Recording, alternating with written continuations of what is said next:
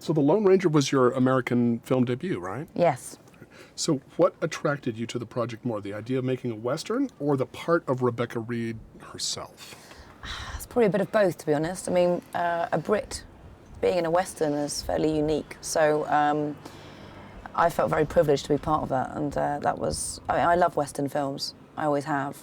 And so that was probably the main appeal. But of course, Rebecca and the things I get to do in the film are pretty good, which is like stunts and falling off trains. And I'd never done that stuff before. So that was a major incentive.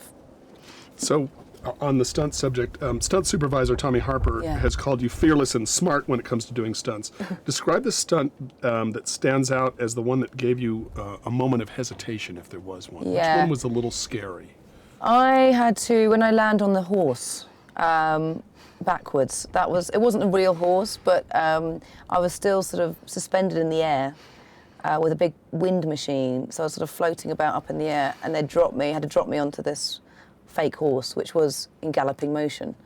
That actually was for some reason, the scariest thing, trying to line myself up and thinking they're going to drop me when I was offline. I mean, that was sort of the most worrying one for me. It comes off really great. Yeah, it worked. It really does work.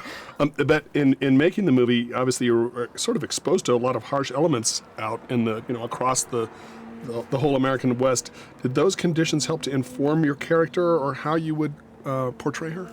Definitely. I mean, being in situ with the heat and the dust and the dust storms and the wind and everything else makes you realise what people had to put up with back then. And it means you don't have to act very hard, it's kind of all there for you, and the landscape's all there for you. So it's not in a studio, it's not air conditioned, you're dealing with the sweat and the heat, and it's makes it very much easier anyway. So what did you learn in cowboy boot camp? I hear you went to a thing called cowboy boot camp, and what was your favorite activity there? We learned horse riding, wagon driving, lassoing, and shooting guns. So my favorite was the wagon driving. I was quite good at it. And it wasn't originally going to be in the film, but we managed to convince Gore that I'd learnt this skill, so I'm going to put it in. So he's got a shot of me riding a wagon. So that was me doing that. I was quite chuffed with myself. That's great. And what did you come away with from your experience of working with Gore Verbinski?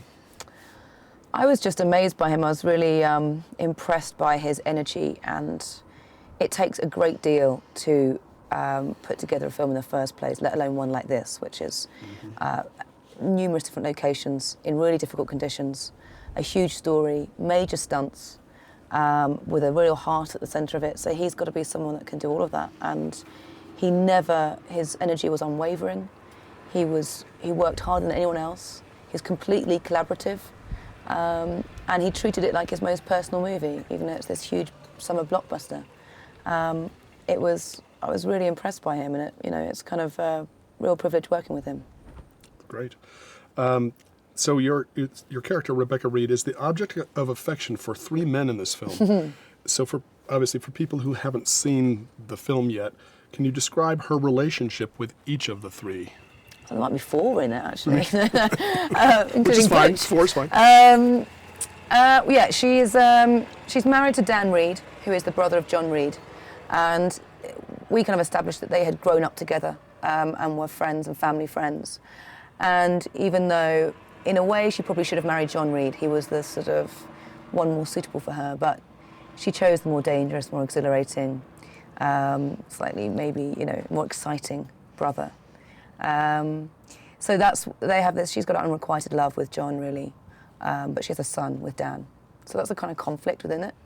The other person is Latham Cole, who I think his actual aim is more to have a legacy, to leave a legacy, to have an heir to the throne, which is the son, which is Rebecca's son, Danny, rather than Rebecca herself. But to get to Danny, he needs to go through Rebecca. So he offers the alternative life that she could have had: money, jewels, glamour, wealth, power, which she doesn't like, she's not interested in. So that's what he offers.